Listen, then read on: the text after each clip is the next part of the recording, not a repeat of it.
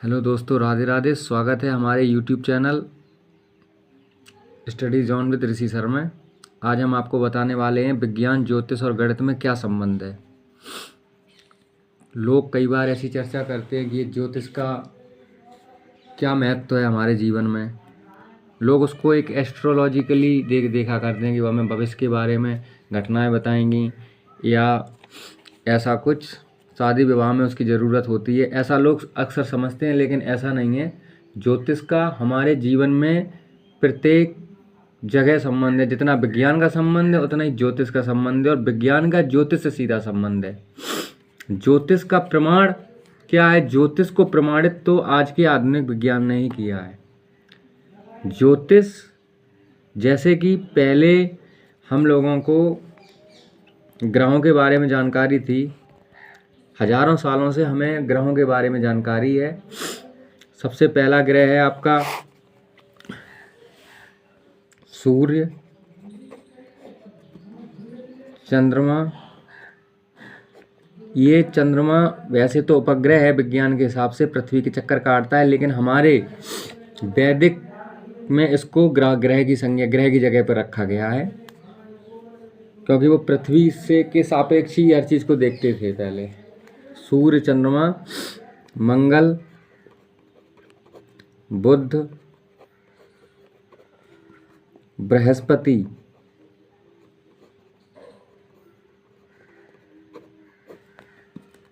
और शुक्र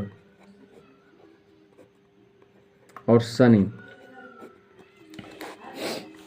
और राहु, केतु। तो ज्योतिष में बहुत पहले भारतीय हिंदू धार्मिक दर्शन जो रहा है, जो वेदों का ज्ञान रहा है, उससे हमें बहुत पहले से सारी चीज़ें पता हैं। और पहले हर काम लगभग नक्षत्रों के हिसाब से ही होता था। नक्षत्र हमारे 27 होते हैं, 9 ग्रह होते हैं और 27 नक्षत्र होते हैं। नक्षत्रों की संख्या 27 होती है। अब हम आपको सिद्ध करने वाले हैं इसका विज्ञान का हमारे ज्योतिष से क्या संबंध है।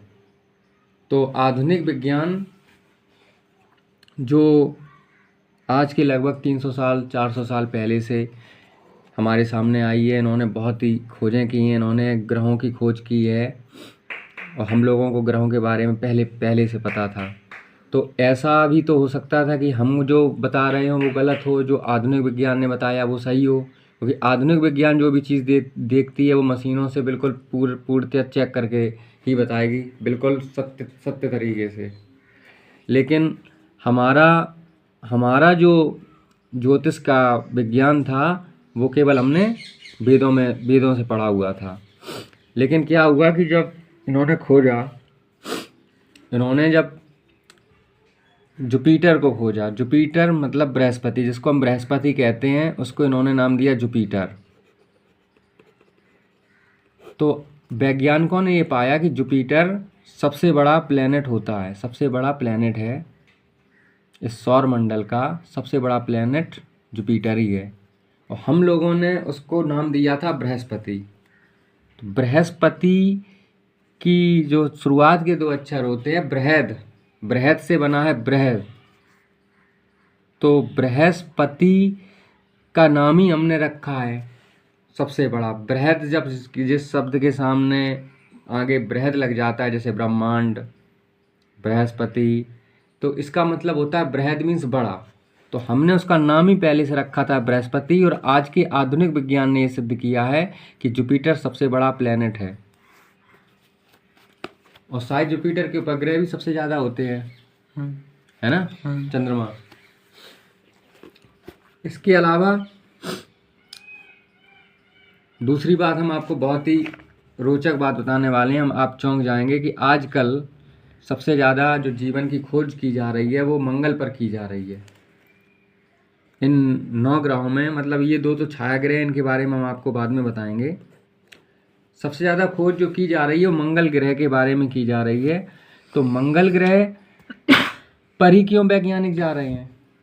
क्योंकि मंगल ग्रह के बारे में ऐसा बताया जाता है कि वहाँ जीवन के होने के कुछ संकेत मिले हैं। वहाँ का ऋतु चक्र कुछ ऐसा है कि वहाँ जीवन हो सकता है, वहाँ पे बस्तियाँ बसाई जा सकती हैं। वहाँ एक समय ऐसा आ सकता है कि मानवों के लिए बस्तियाँ बसाई जाएँ, एक नए नवजीवन की शुरुआत हो। अब आते हैं ज्योतिष पर। ज्योतिष में क्या बताया गया है? ज्योतिष में मंगल को पृथ्वी का पुत्र बताया गया है, भूमि का पुत्र, पृथ्वी का पुत्र बताया गया है, पृथ्वी का पुत्र बताया गया है। उसका नाम, एक मंगल का एक नाम भौम भी है। भौम मीन्स होता है भूमि का पुत्र। भूमि का पुत्र, इस मंगलवार का एक नाम मंगलवार ही होता है। और आज के वैज्ञानिक ये बता रहे हैं कि मंगल पर जीवन हो सकता है, क्योंकि इसकी जो चीज़ें हैं वो पृथ्वी से बहुत ज़्यादा मिलती जुलती हैं। और मंगल की जो उत्पत्ति बताई गई है ज्योतिष के हिसाब से, वो उज्जैन में बताई गई है। मंगल की उत्पत्ति उज्जैन से बताई गई है। तो मंगल पर ही जीवन की खोज सबसे ज़्यादा होती है। इतनी चंद्रमा पर भी खोज नहीं की गई, न चंद्रमा पर जीवन की इतनी कोई उम्मीद है। हालांकि चंद्रमा हमारे बिल्कुल पास में है, फिर भी यहाँ के वैज्ञानिकों का जो लक्ष्य है मंगल पर ही जाने का है, क्योंकि मंगल पर उनको ऐसा कुछ मिला है कि वहाँ पे आगे चलकर जीवन शुरू हो सकता है। तो ये दूसरा बहुत ही गहरा संबंध है, ये अपने आप में अद्भुत और अकल्पनीय संबंध है कि हमारे ऋषि मुनियों को, वेदों को ये पहले से कैसे पता था, जो उन्होंने मंगल का नाम भौम रखा, भूमि पुत्र रखा, भूमिजा रखा। तो ये अपने आप में एक ऐतिहासिक तथ्य है। 2 पॉइंट हमने आपको बहुत ज़बरदस्त आपको बताए विज्ञान में और ज्योतिष में। ये 2 पॉइंट बहुत ज़्यादा मतलब स्ट्रांग है। तीसरा पॉइंट हम आपको बताने वाले हैं, थर्ड पॉइंट। पहला पॉइंट आपका हुआ बृहस्पति सबसे बड़ा ग्रह जो कि वैज्ञानिकों ने माना। दूसरी बात हमने आपको ये बताई है, मंगलवार पर जीवन की खोज, मंगल ग्रह पर मार्स पर मंगल ग्रह पर जीवन की खोज हमने मंगल का नाम ही भौम रखा था, भूमिजा रखा था, उसको भूमिपुत्र भी कहते हैं। तो मंगल का पृथ्वी से बहुत गहरा संबंध है, ये हमने पहले ही बता दिया था। मंगल का पृथ्वी से गहरा संबंध है, इसलिए हम भारतीय वैदिक ज्ञान वेदों से ऋषि मुनियों ने उसका नाम भौम रखा। एक नाम उसका भौम भी है, गहरा संबंध। तीसरी चीज़ हम आपको बताने जा रहे हैं, बहुत ज़्यादा इम्पोर्टेंट, ये दूसरा पॉइंट है। तीसरे पॉइंट पर आते हैं, प्लैनेट शनिचर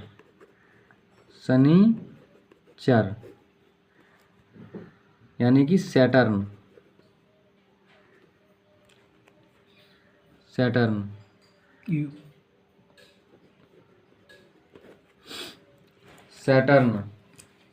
तो आज के वैज्ञानिकों का मानना है, मतलब वैज्ञानिकों ने जो निकाला है निष्कर्ष, उस हिसाब से विज्ञान के अनुसार सैटर्न प्लैनेट की जो स्पीड है,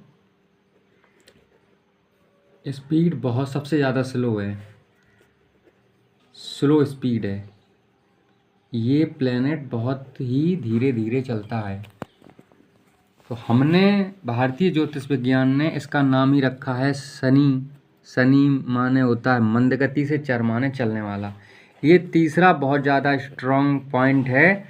इसका जवाब, इन चीज़ों का जवाब दुनिया के किसी भी नास्तिक के पास नहीं है कि ये भारत में आखिर इतनी गहरी बातें पहले के ऋषि मुनियों को या वेदों को कैसे पता चली। ये बात बड़े से बड़ा नास्तिक भी इस बात को सिद्ध नहीं कर सकता। यहाँ पर किसी के भी मुंह बंद हो जाते हैं कि जो हमारा सनातन धर्म था, जो वेदों का ज्ञान था, वो अपने आप में एक अद्भुत था, पूर्ण रूप से वैज्ञानिक था नहीं। सौर मंडल की इतनी सूक्ष्म जानकारी होना कोई साधारण बात नहीं है।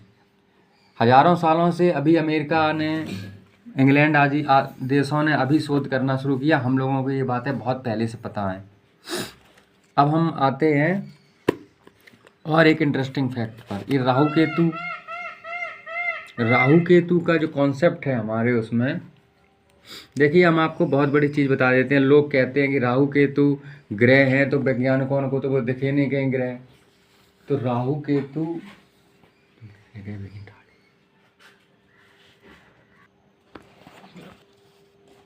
का जो कॉन्सेप्ट है, तो राहु केतु ग्रह नहीं है।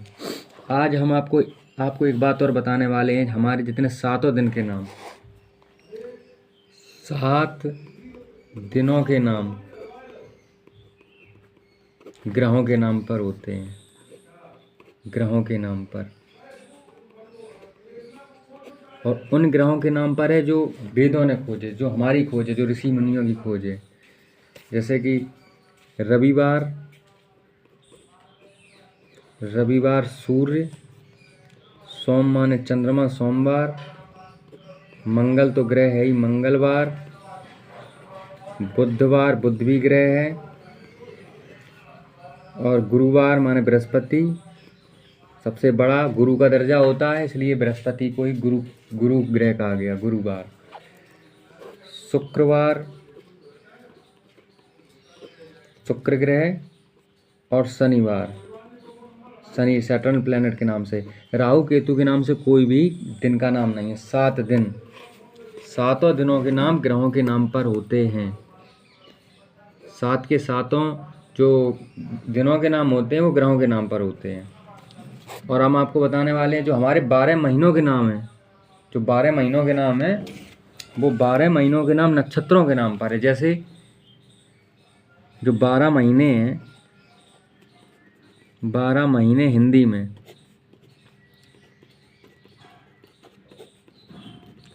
ज्येष्ठ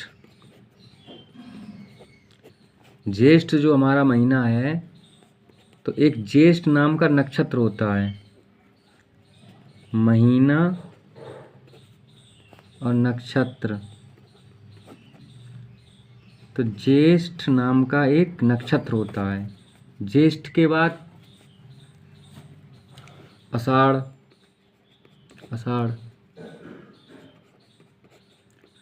तो नक्षत्र आषाढ़ा नाम का एक नक्षत्र होता है हमारे पास में। नक्षत्रों में एक नक्षत्र आषाढ़ा होता है। श्रावण यानी सावन जिसको बोलते हैं, इसका एक श्रवण नाम का नक्षत्र होता है।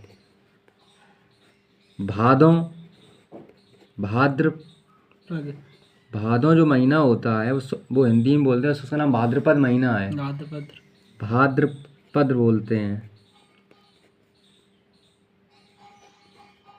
भाद्रपद है।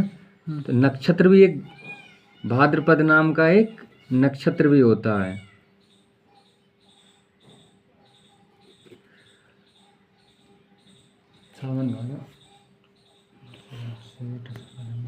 क्वार को क्या कहते हैं?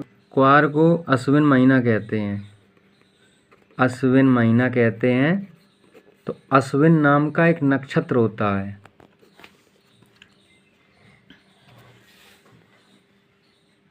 कार्तिक महीना आता है इसके बाद में,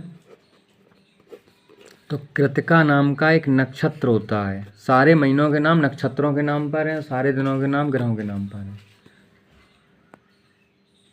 मार्गशीर्ष अगहन का महीना, हिंदी में ज़्यादा देहाती भाषा में बोलते हैं, बाकी उसका नाम मार्गशीर्ष है, मार्गशीर्ष। तो मृगशिरा नाम का एक नक्षत्र होता है, उसके नाम पे इसका नाम मार्गशीर्ष पड़ा।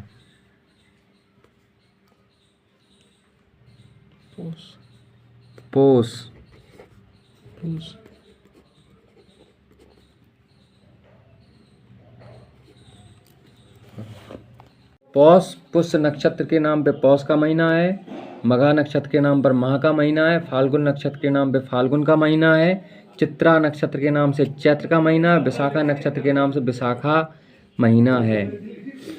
इस हिसाब से हमारे जो महीनों के नाम है वो नक्षत्रों के नाम पर बहुत पहले से। इतना वैज्ञानिक महीनों का नाम, दिनों का नाम दुनिया में किसी भी देश के पास कभी नहीं रहा। तो अब हम आपको बताने वाले हैं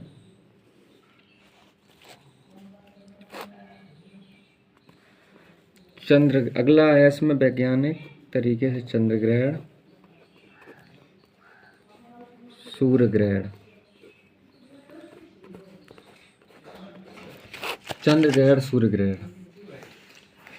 चंद्र ग्रहण और सूर्य ग्रहण की सटीक जानकारी हम लोगों के पास बहुत पहले से है।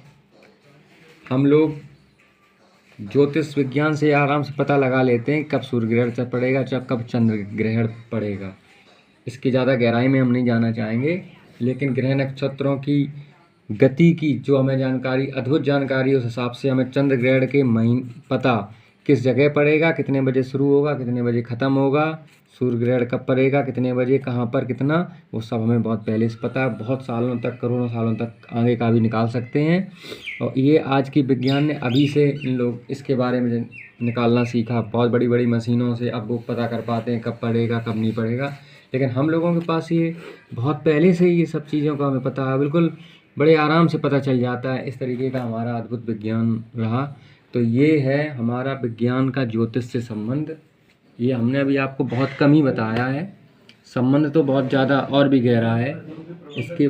इसके बारे में हम फिर कभी बात करेंगे। फिलहाल आज के लिए राधे राधे। धन्यवाद वीडियो देखने के लिए। हमारे वीडियो को लाइक और सब्सक्राइब ज़रूर करें। धन्यवाद।